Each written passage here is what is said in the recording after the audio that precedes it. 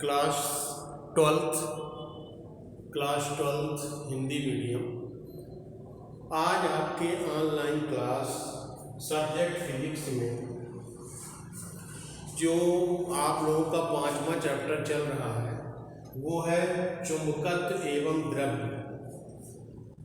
5वां अध्याय चल रहा है, जिसमें आज आपके ऑनलाइन क्लास में जो टॉपिक है इस अध्याय 5 में वो है किसी एक समान चुंबकीय क्षेत्र में रखे किसी चुंबकीय द्विध्रुव।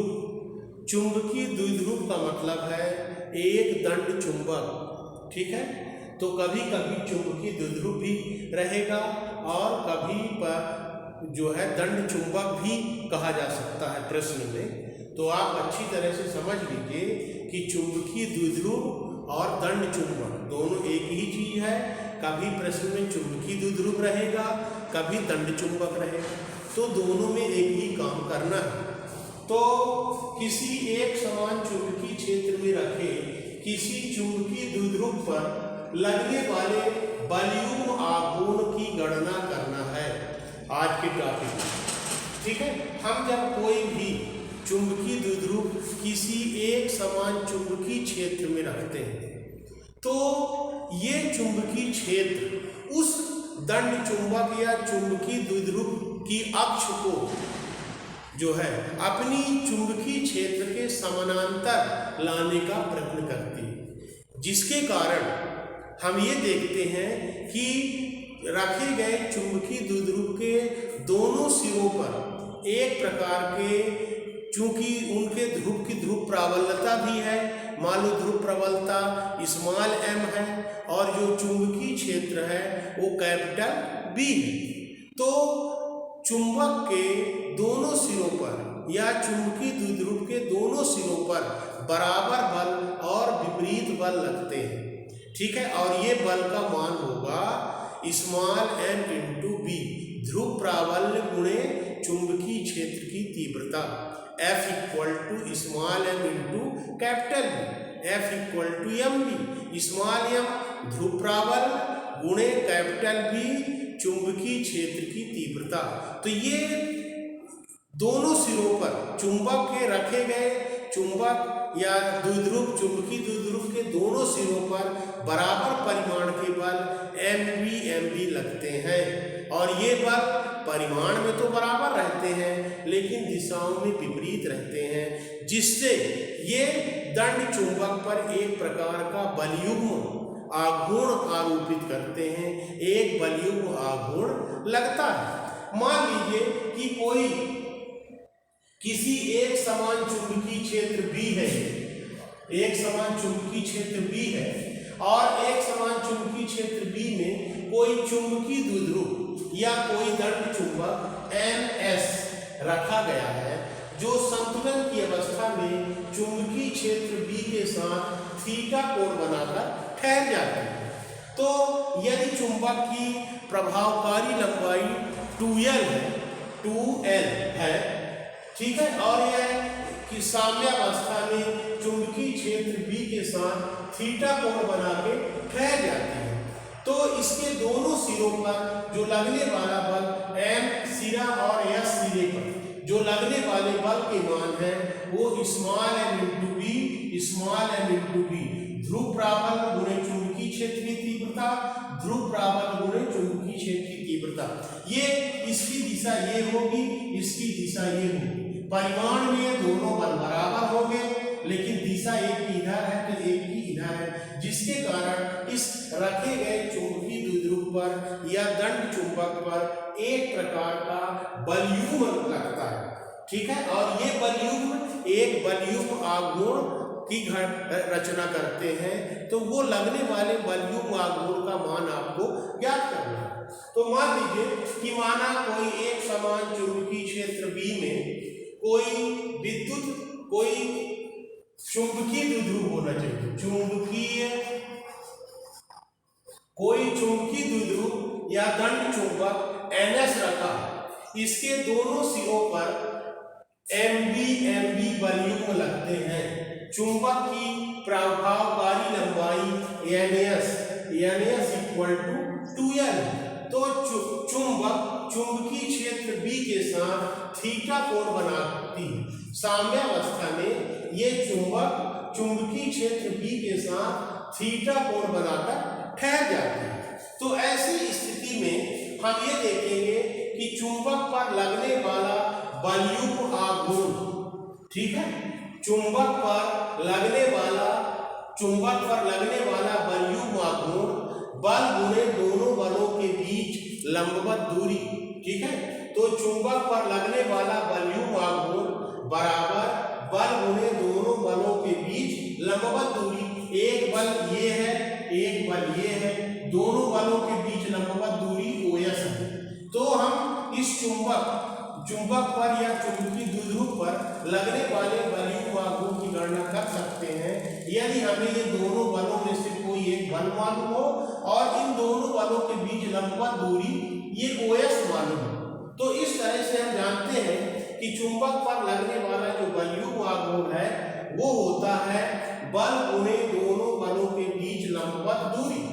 और चित्र से स्पष्ट है कि बलयुक्त आघूर्ण को यदि हम टाउ से लिखें तो टाउ इक्वल टू दोनों बल mb इंटू दोनों बलों में से कोई एक बल mb गुणे दोनों बलों के बीच लंबवत दूरी OS। दोनों बलों के बीच लंबवत दूरी OS है। अब हमको OS की वैल्यू निकालना है, OS की वैल्यू निकालना है। तो संपूर्ण त्रिभुज ONS में, संपूर्ण त्रिभुज ONS में ये संपूर्ण त्रिभुज एक बनता है, ये 90 डिग्री का कोण बनता है। तो हम पा रहे हैं कि OS अपान NS है ना। तो ये लंब बटा कर्ण, और आपको मालूम है कि साइन थीटा इसकी वैल्यू होगी। तो OS upon NS equal to sine theta या OS equal to NS sine theta, OS equal to NS sine theta और NS इक्वल टू 2L।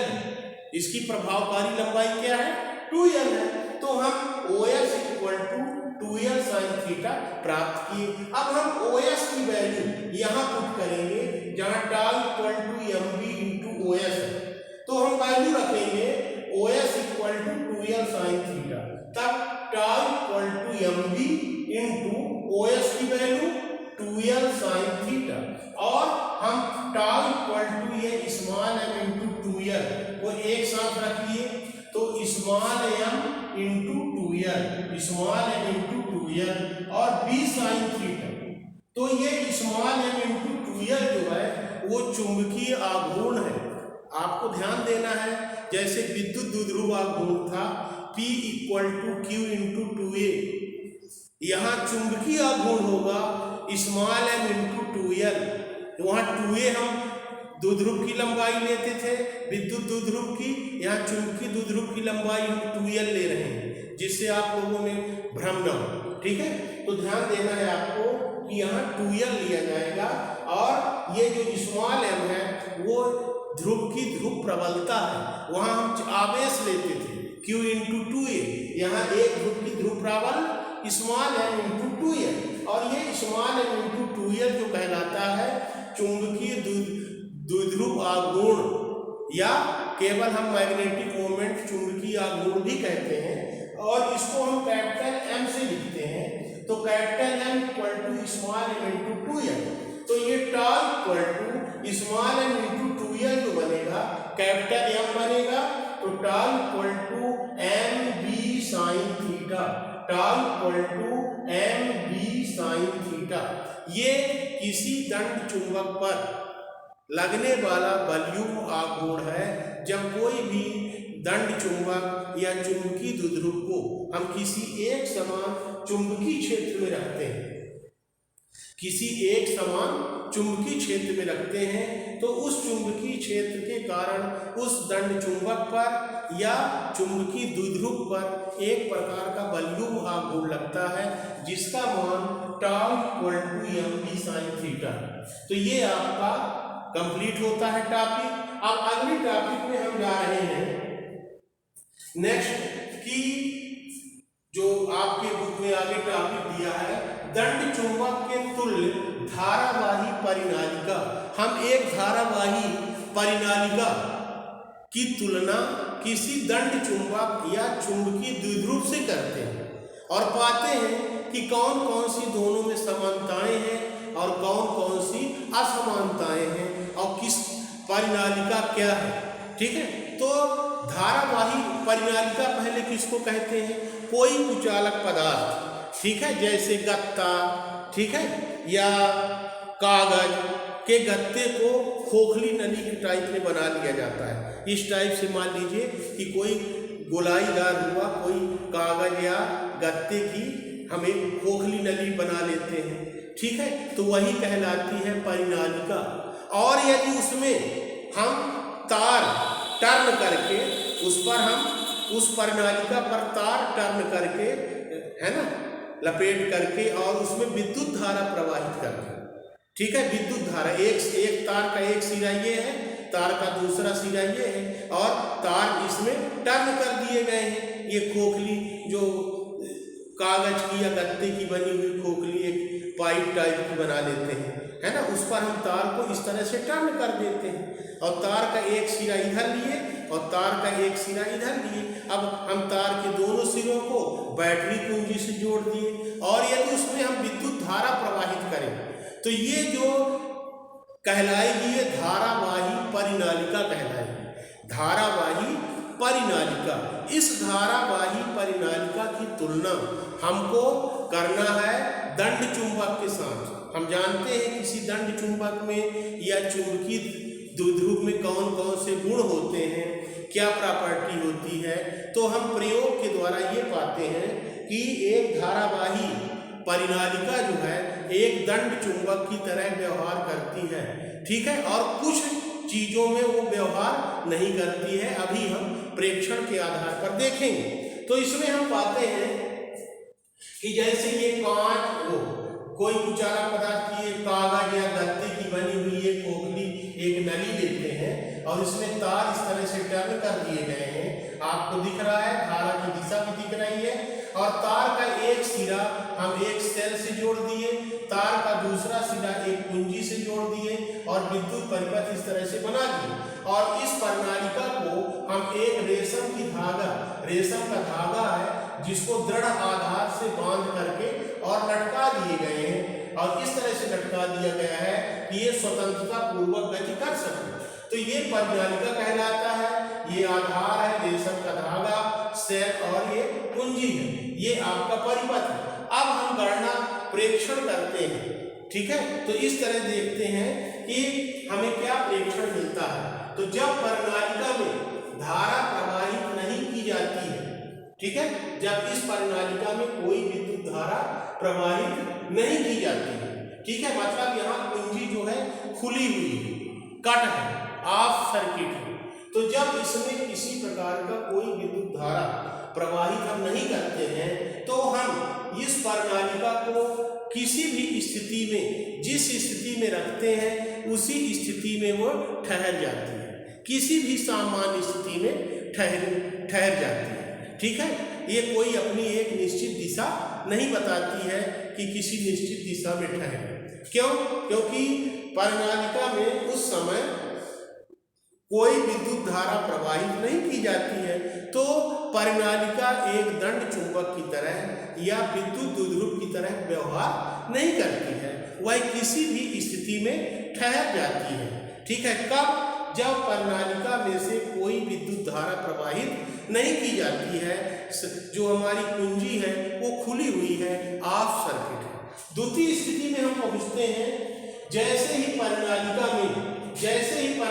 में इस कुंजी की सहायता से हम जैसे ही परिनालिका में धारा प्रवाहित करते हैं तो यह अपनी अक्ष, ये जो धारावाही परिनालिका है वह एक अपनी अक्ष को एक निश्चित दिशा में अर्थात उत्तर दक्षिण दिशा में ठहराती है, ठीक है।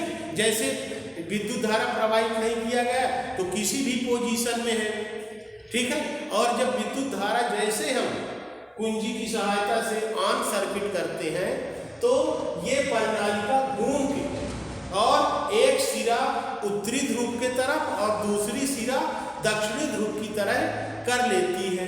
ठीक है, तो ये दूसरी बात। तीसरी बात हम क्या देख रहे हैं कि यदि हम प्रवाहित धारा की दिशा बदल दें, प्रवाहित होने वाली जो धारा हम परिनालिका में प्रवाहित कर रहे हैं, तो प्रवाहित होने वाली धारा की दिशा को हम क्या कर दें, बदल दें। तो धारा की दिशा बदलने में हम पाते हैं कि जब धारा की दिशा बदलती है तब परिनालिका 180 डिग्री घूम जाती है।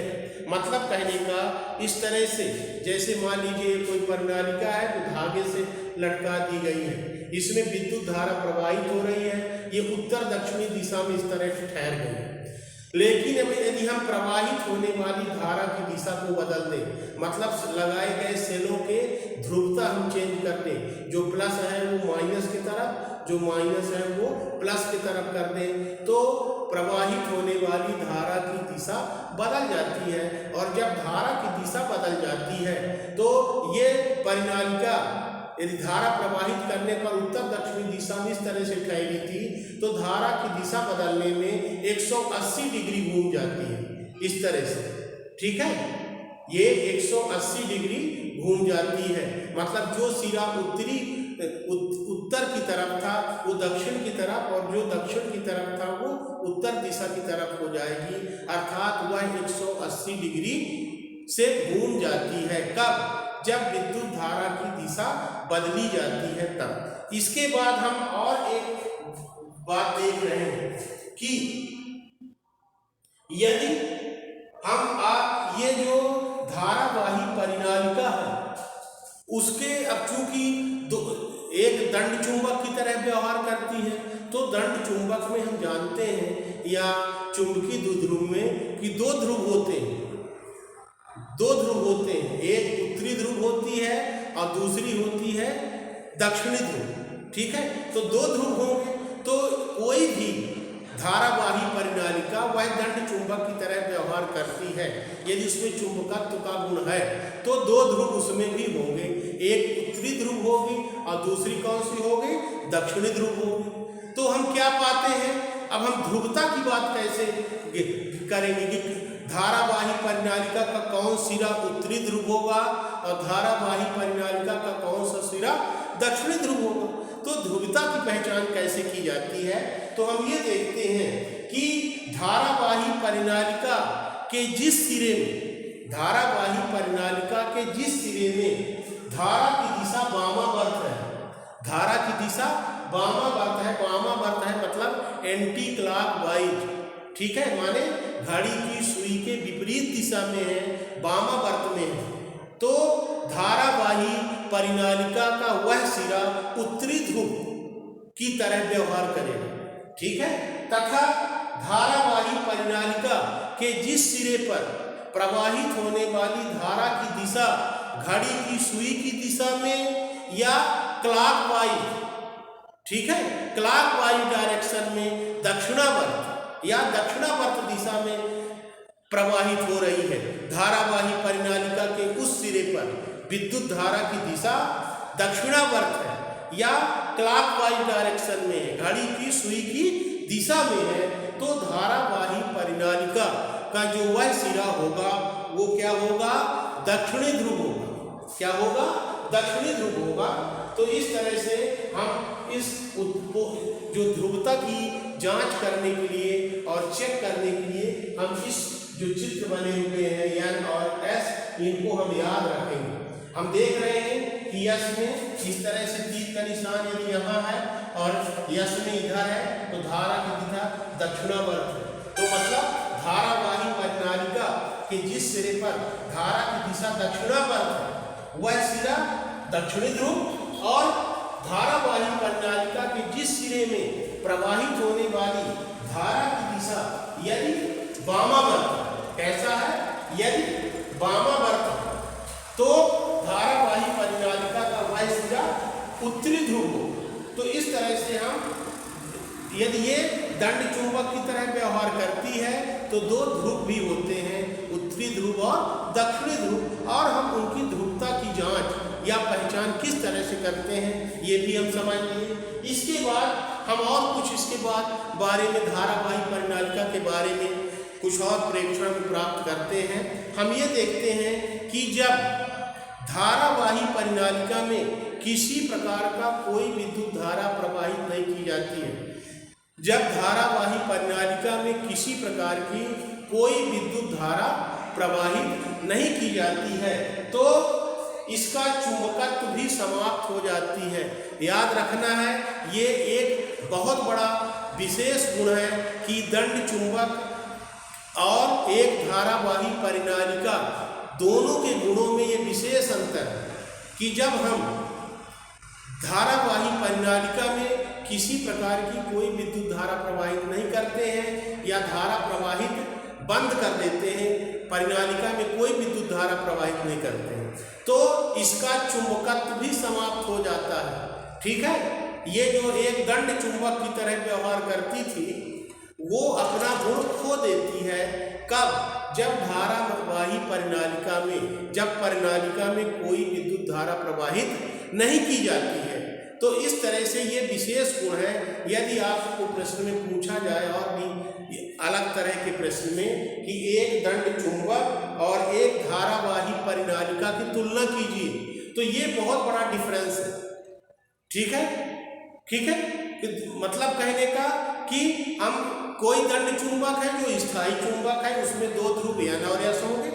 ठीक है, लेकिन ये धारावाही परिनालिका में चुंबकत्व और इनकी ध्रुवता उत्तरी और दक्षिणी ध्रुव तभी तक रहती है जब तक कि इनमें विद्युत धारा प्रवाहित की जाती है, और जैसे विद्युत धारा प्रवाहित करना बंद कर देते हैं इनका चुंबकत्व समाप्त हो जाएगा। तो ये एक स्थायी चुंबक से अलग तरह का है। दूसरी बात, किसी दंड चुंबक में हम उसका उत्तरी ध्रुव जो है वो उत्तरी ही रहता है, जो दक्षिणी ध्रुव है वो दक्षिणी ध्रुव ही रहता है। किसी स्थायी चुंबक की हम ध्रुवता चेंज नहीं कर सकते।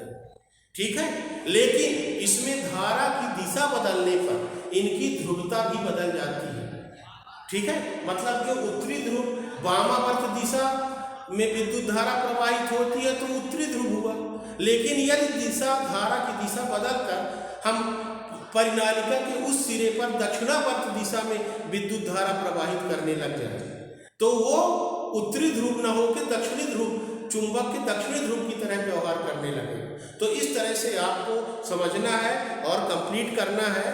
ठीक है, और जो आपको नोट्स भेजे जाते हैं उनसे आप अपना फेयर कॉपी कंप्लीट करते रहिए, रिवीजन भी करते रहिए। ठीक।